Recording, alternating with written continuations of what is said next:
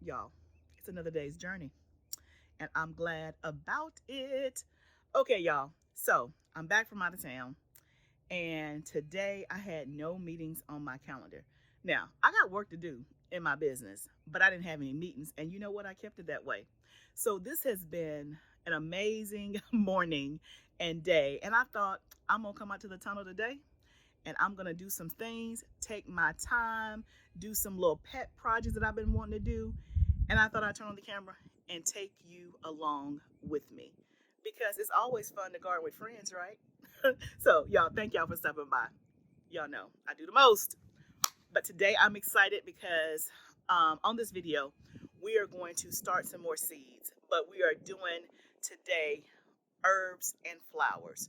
So I want to take you along on the journey and tell you what we're doing and why. And then also I want to show you, yes, I got something else new. Look. Y'all already know I'm into the stuff, to the gadgets and all that. The weather is cooler today. It's only like in the low 50s, which when I left, it was like high 60s and 70s. So it's a little bit cooler, but in the tunnel, it's probably, what does that say? I don't know. I think it's like 75. It's 68 degrees now. It was 75 degrees when I came in here. So I may close it up a little bit because when the wind blowing, it's a little cool. But it's not too cool to work. So if you're brand new here, we have a lot of new subscribers. Thank you so much for stopping by. If this is the first time you've landed on my channel, I just want to welcome you and tell you I'm in Tennessee. I'm in Zone 7B. And on this channel, we talk about all things gardening, homesteading, cooking from scratch. And we do it in a very fun way. So my gardening journey started 4 years ago, literally in the back of my house with 4 raised beds in April 2020. And at the time, I did not know anything about gardening. I had never put my hands in dirt. But when I knelt on my knees and I prayed about growing food and putting seeds in the ground, yes, I prayed about it. So if you don't know, over here, we talk about the Lord because he is the master gardener. But anyway, I digress. So I knelt down and I prayed over those seeds and was in awe that the seeds actually grew and became food. And I didn't know at the time that I would literally fall in love with gardening. I have fallen in love. It is my side hobby, hustle. Is not what I do all day, every day. But every chance I get, I'm out in the garden. And I want to teach people how to grow food and inspire you to grow food for many, many, many reasons, right? And so today is just another one of those days that we are in my hot tunnel and we're going to start some seeds. But today I'm starting flowers and herbs. I'm going to do an abundance of flowers and herbs. So let's go to the seed starting table. I'm going to tell you what we're doing, tell you why I'm doing it, and then you can rock with me. So at the time of this video, we are almost 7 weeks before the last frost date. So we're still in the 8 weeks before last frost date.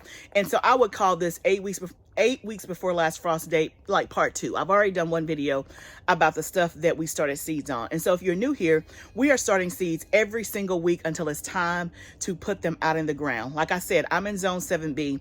My estimated last frost date is April the 20th. So every week we're starting seeds together. And then I also show you the progress from the seeds that we've done before. And so I have a whole seed starting playlist. I'll pop that up here. And so if you want to follow along and join in, then certainly go back, watch all the old videos or pick the ones that you want and the ones that you need. So today I'm doing flowers and herbs. So I'm doing some herbs that I've already done that I didn't get good germination or I want more of. And then also I'm doing a whole lot of flowers. And so one of the things with flowers is you want to have flowers in your garden, at least on some level. So let's talk a little bit about what I call companion planting, pollinator, all that good stuff. So number one, I love flowers. Like, I love flowers. I love flowers. So one of the things I grow flowers for is, one, for beauty in my garden, but 2, to have bouquets in my house every single week because it just brings me so much joy. But also it is good for your garden and for pollination to bring the pollinators in. And so if you've never done flowers in your garden, I want to encourage you to start some flower seeds. you can start small. Now, I'm doing a whole bunch today because I got plans. But I want to speak to the person that has never ever started flowers. You only do vegetables or you only do herbs. I want to, help you expand your horizon and just start with a couple of flowers. The reason why that's important is because for pollination, you want the pollinators to come to your garden. Like, you want your garden to be the hangout spot. Like back in high school, there was always a spot where the cool kids hung out, whether it was the back parking lot of the school, whether it was the Burger King parking lot down the street, like wherever it was, there was always a spot, right? Now, in this generation, I don't know if they have a spot or not, but in my generation, we had a spot. So if you had a spot, let me know that you understand what I'm saying. So you want your garden to be the cool hangout spot for the bees, the beneficial insects, and all of that. Well, in order for your garden to be the cool hangout spot, you have to invite them to come. And what do they like? They like nectar, they like flowers, they like all the things. And it helps your stuff get pollinated. It helps your garden to thrive and to grow. And then also some of these flowers can help ward off some non-beneficial insects, right? And so it's a great thing to have flowers in your garden. And again, you can start small. You don't have to do as many as I'm doing, but I just want to encourage you, if you've never done it, at least commit that you're going to try one. So let me know in the comments if you've never done flowers and you're going to commit to at least growing a couple of flowers, or pick up some to put in your garden for the first time. Okay, so that is my spiel on the flowers. Now, also with companion planting, it doesn't have to just be flowers. Companion planting, let me talk a little bit about that. As we're doing the seed starting, again, if you're only focused on vegetables, if you're only focused on herbs, or if you're focused on both, think about how you're going to lay out your garden. Think about what plants you're going to put beside each other. So companion planting is an intentional way to put certain plants beside each other in the same bed, in the same vicinity, for the purpose of either warding off insects, for the purpose of they grow well together, or they have the same nutrient or soil requirements. Now, conversely, there are some things that you do not want to put beside each other because they have different soil requirements. They have different nutrient requirements, or they kind of repel each other, right? And so I won't go into a lot of detail if you guys want me to do, something more extensive, but I just want to kind of lay the baseline of we're at the point for a lot of us that we're, I wouldn't say halfway through the seed starting, but we're probably 25%. So depending on where you are and where you live, your last frost date could be before mine, later than mine, but somewhere along in there, wherever you are, I want you to be thinking about companion planting, what you're going to put beside each other. And if you need to start growing those things now, do that, or make a plan to buy them. And I also want you to think about adding flowers to your garden. Okay. So today I'm going to do mostly soil blocks. I think that's what I'm going to do. So I'm going to go ahead and make my soil blocks. And then I want to show you my new tray that I have. Let me go grab that first. Okay, look at my new trays. First of all, look at these pretty colors. Okay. Look at these pretty colors. If you've been here, you know I like cute stuff.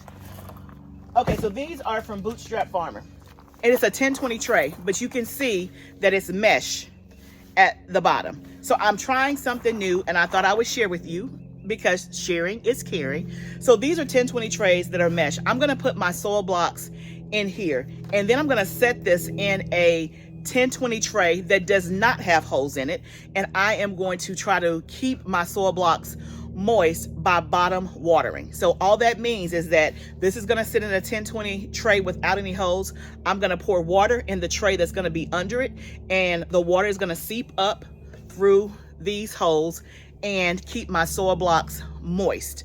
So one of the things with soil blocking is you have to be real on top of your watering. You got to make sure that it has enough water, but not too much to where they fall apart, right? And I've noticed that when I'm making the little small soil blocks, it's even more difficult. So I saw this from somebody. I was like, well, let me try it. And they said that it works wonders. So I went to Bootstrap Farmer. because I'm still a bootstrap farmer girl. Bootstrap farmer has some great trays. And then this is like a pack of 10, and it's like 5 colors, 2 each. So you can kind of see all the colors: the blue, the green, the orange, the pink, and the purple. So we're gonna get started making our soil blocks. We're gonna use these trays, and we're gonna talk about all the flowers and herbs that we're about to do.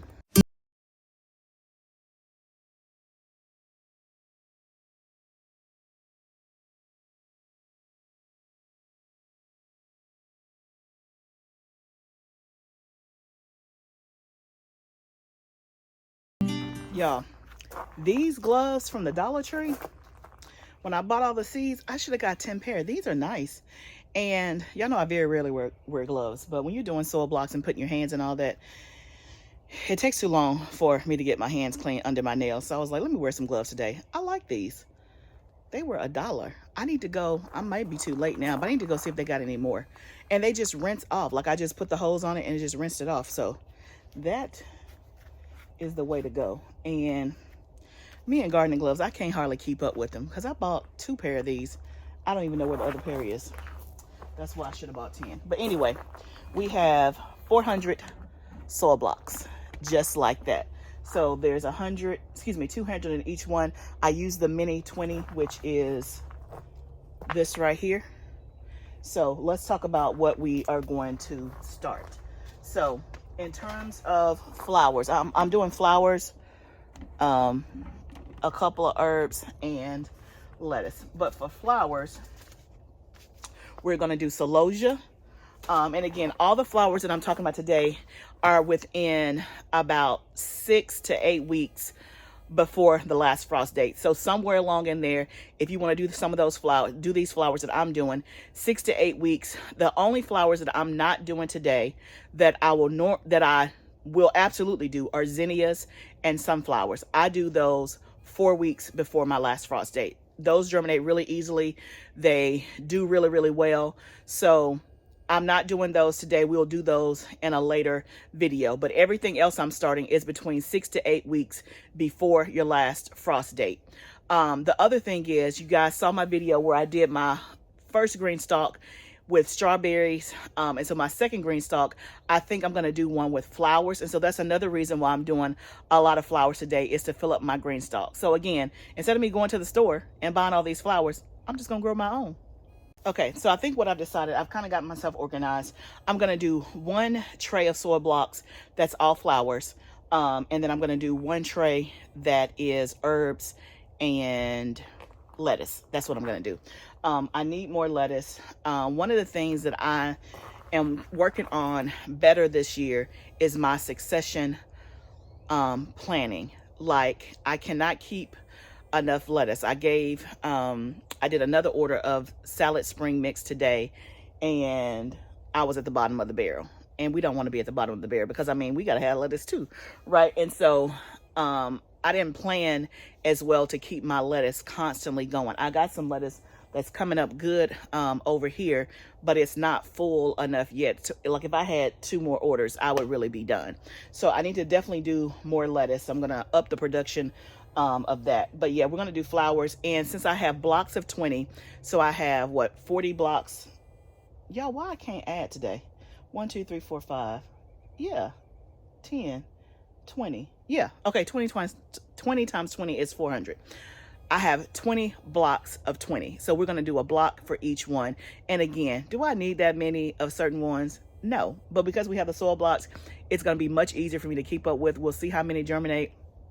We'll keep what's good, and whatever is not good, no harm, no foul. So this is needed today, but it's also just kind of like when I say a pet project, like, it's flowers for my green stalk and flowers for my garden. So we're just going to play, and we're going to get them started.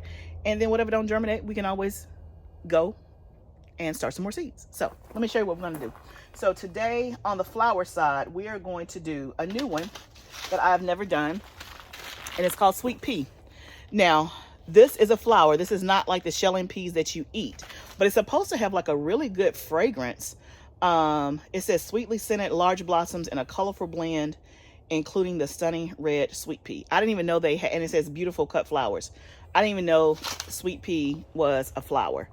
Parts of this plant are toxic if ingested, but we won't be ingesting it. So yeah, it looks like it can, let's see how big it gets. Hopefully, does it have to vine? If you've done this before, let me know. I don't know if it has to vine. Oh yeah, grow sweet peas on a trellis, fence, or porch rail to call in the pollinators. Okay, so that probably won't go in my green, so we'll have to put these on a trellis, but I'll put them out there in the outside garden. I think that'll be cool. So I'm doing that one. So that's one flower. Then we're gonna do some aster.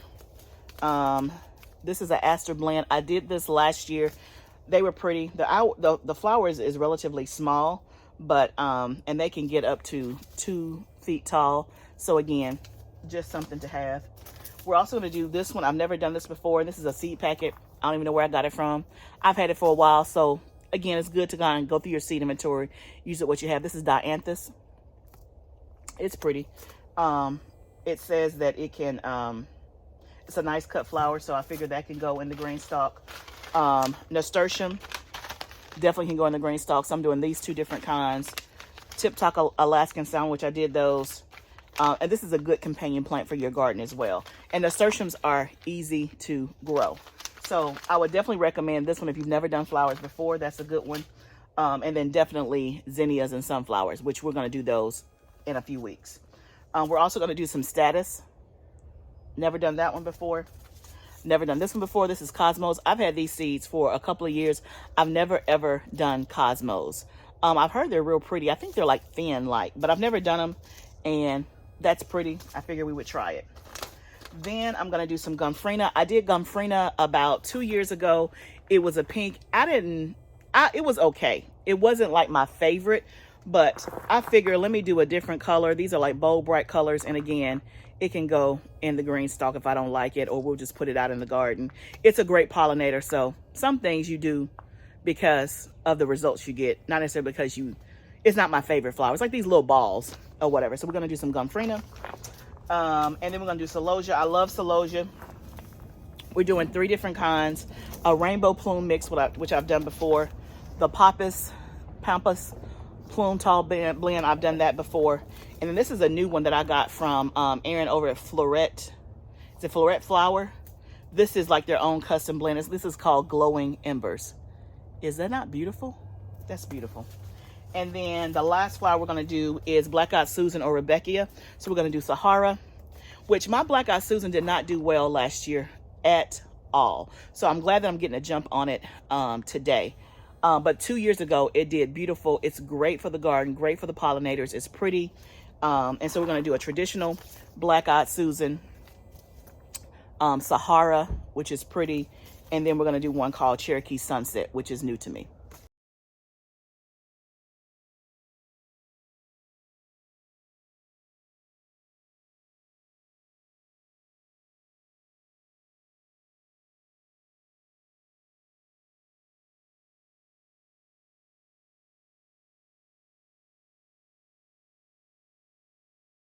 Okay, I got all the flowers done. They are seeded. They are covered with soil. So now I'm going to take a 1020 deep tray and I'm going to plop that in here. So it's going to go something like that. And then I'm going to, this is what we call bottom watering. We're going to water from the bottom. So I'm going to put water in the bottom of the 1020 tray.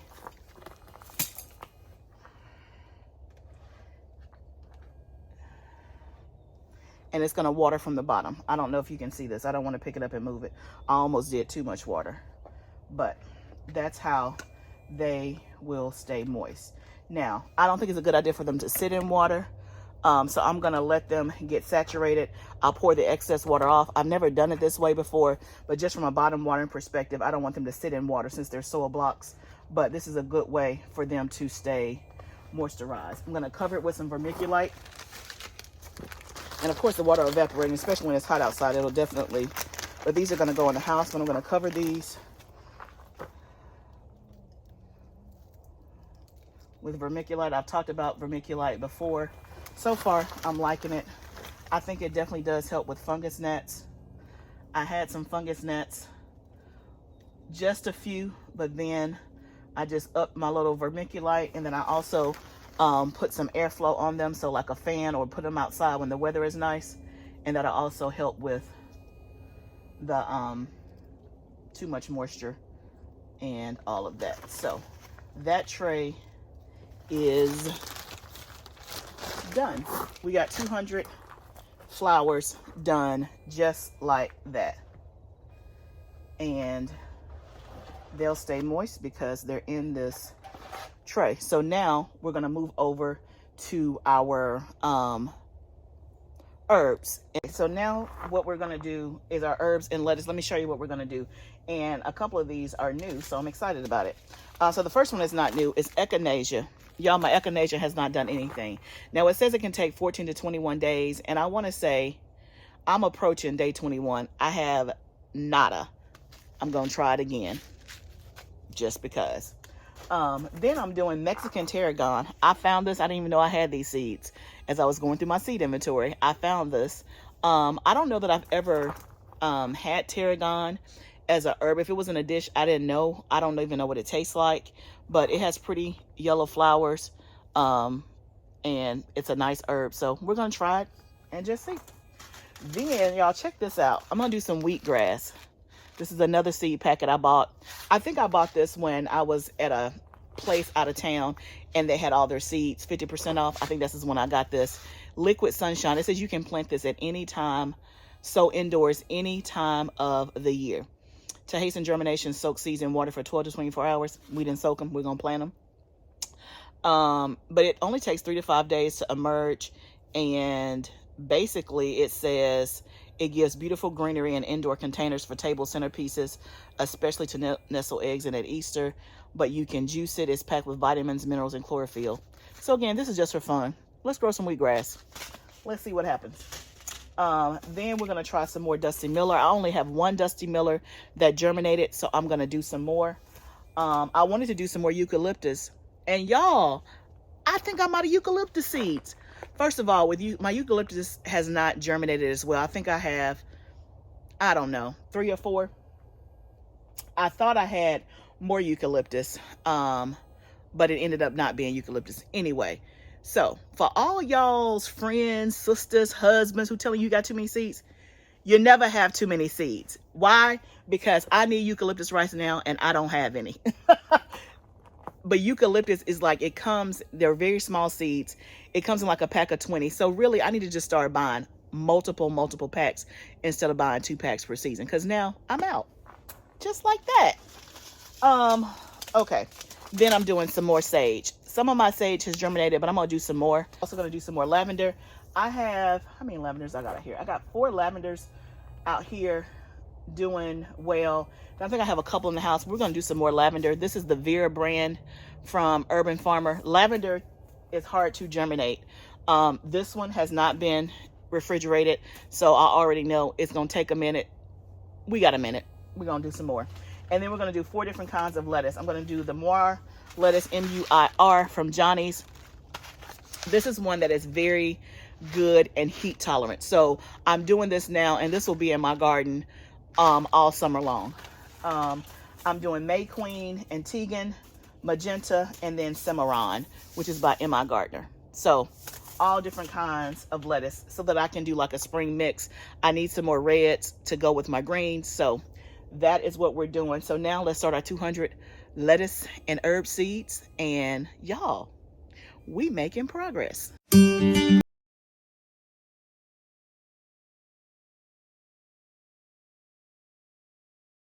Hey y'all, another 200 done. So I feel so accomplished. We got 400 flowers, herbs, lettuce done just like that, and we only took up 2 trays. That's the reason why I like soil blocking, because if you're trying to conserve on space, it's a great way to do it. And can you imagine me doing 400 pots? I don't have the space for that in my house. And then that way we'll see what germinates, what looks good. We'll take what looks good and we'll up pot it into either a pot or a 2-inch soil block, and then we'll just keep going from there. But this way we can start a whole bunch and see who makes it to the party. And then those that make it to the party, we'll pick the best ones and we'll keep moving from there. So I'm excited. And then I'm excited I got a chance to try some new things. And today is a very rare day that I didn't have meetings on my calendar. And a very rare day that I had just 2 hours straight to spend in the tunnel in the middle of the week. That doesn't happen. And so I'm glad that I took full advantage. And again, I don't know what your schedule is like. You know, I'm sure, like me, you're busy, and so that may just seem foreign. But if you ever have an opportunity to where you have a little bit more time, then go out to the garden in the peace and the quiet. It's been so peaceful out here. My husband came down for like a quick second, I guess, just to, you know, he passed by and decided to come on in. But outside of that, it's been just peaceful, a quiet day where I could just think, put my hands in the dirt, sow some seeds. I feel really accomplished. And again, I'm glad that I took advantage of this time, because I don't have it often. Y'all know I'm the queen of, I got 20 minutes, let me see what I can do.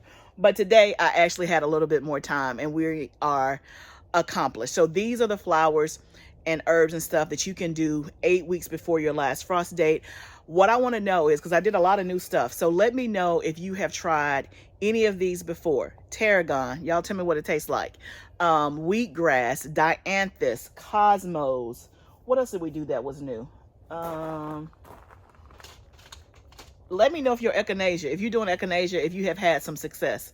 We're going to try it again. But I'm excited about all the new things that we did. But y'all put down in the comments things that you've tried that are new for me, and give me any tips or your experience. I would love to hear it.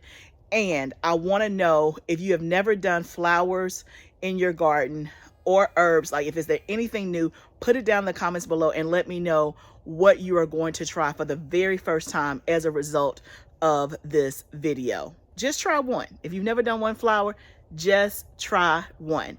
And again, if I had to recommend flowers that are easy, nasturtiums, zinnias, sunflowers will probably be my top 3. Zinnias and sunflowers, you want to wait till 4 weeks before. But if you want to do nasturtiums, this is the time to go ahead and do it now.